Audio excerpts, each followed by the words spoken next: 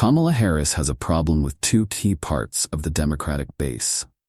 Vice President Kamala Harris appears to be slipping among two cohorts that make up the foundation of the Democratic base: Latinos and young people, though political strategists who spoke to Newsweek caution that the numbers may look worse for the nominee than they really are.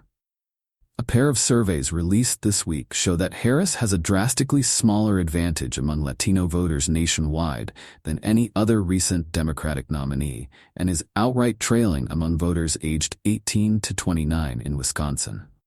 Harris' showing among Latinos is at the Democrats' lowest level in the past 4 presidential cycles, according to an NBC News Telemundo poll conducted between September 16 to 23. With just 54% support among registered Latino voters, Harris has a mere 14-point advantage over former President Donald Trump, who has 40% support among the voting bloc. Another 6% said they were unsure or wouldn't vote. The figures are still an improvement from President Joe Biden's standing when he was at the top of the ticket earlier this year, but nearly 10 points lower than Biden's numbers in NBC's 2020 polling, when 63% of Latinos supported his White House bid. In 2016, 69% of Latino voters said they would back Hillary Clinton. In 2012, 65% supported then-President Barack Obama's re-election bid. Perhaps more worrying for Democrats, Harris is underwater among young voters in one of the closest swing states that's also one of 3 bricks in her so-called blue wall: Wisconsin. The vice president is behind Trump when it comes to voters aged 18 to 29 in the Midwestern state, with just 40% support to Trump's 58%, according to the most recent New York Times Siena College poll of the state. Young voters were instrumental to Biden's 2020 win. In 2022, Wisconsin led the nation in youth turnout, with nearly half of Wisconsinites under the age of 25 casting a ballot in that midterm election, according to census data.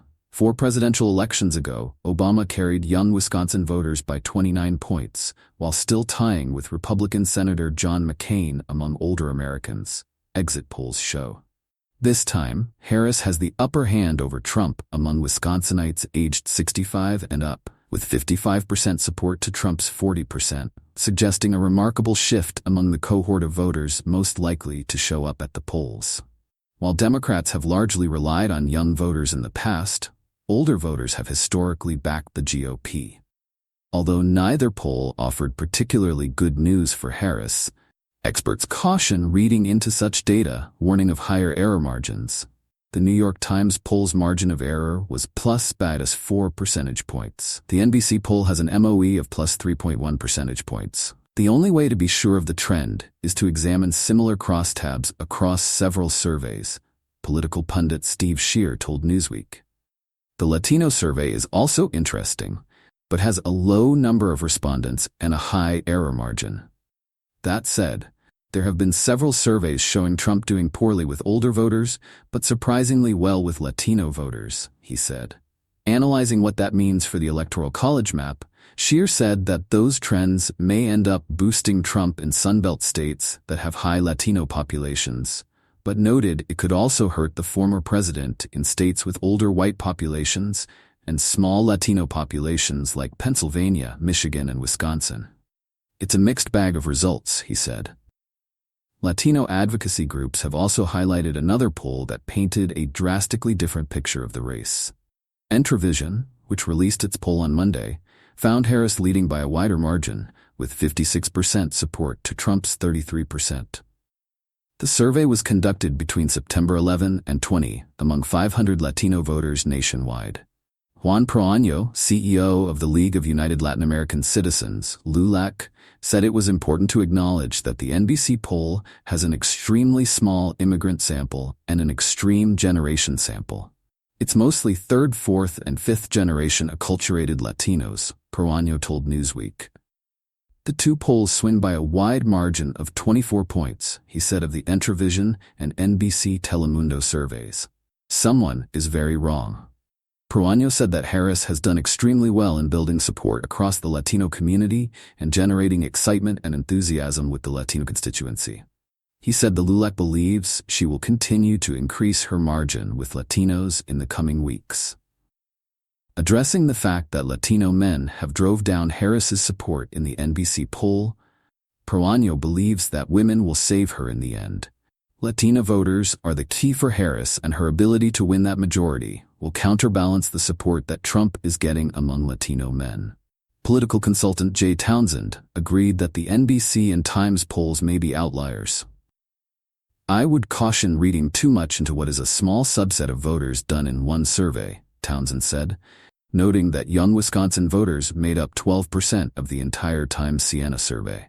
And by the same token, cautious about reading too much into the results of voters over 65, despite some ancillary evidence that seniors have shifted to Harris in recent polls. He pointed out that both parties have had difficulties exciting young voters. There is evidence in national polls that Harris will perform better among seniors than Biden did, and less well among younger African Americans and Hispanic voters, Townsend told Newsweek.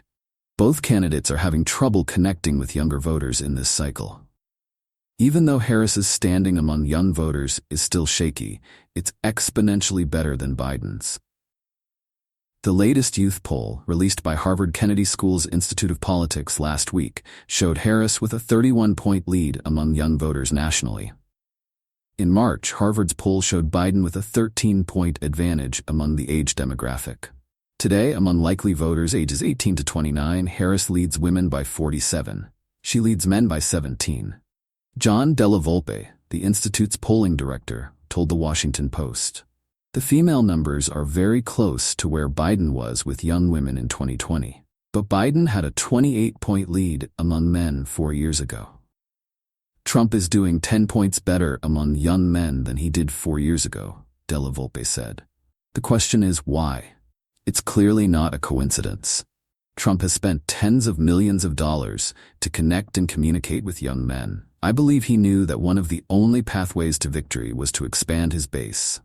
And one of the areas where he had an opportunity is with first-time voters, younger men."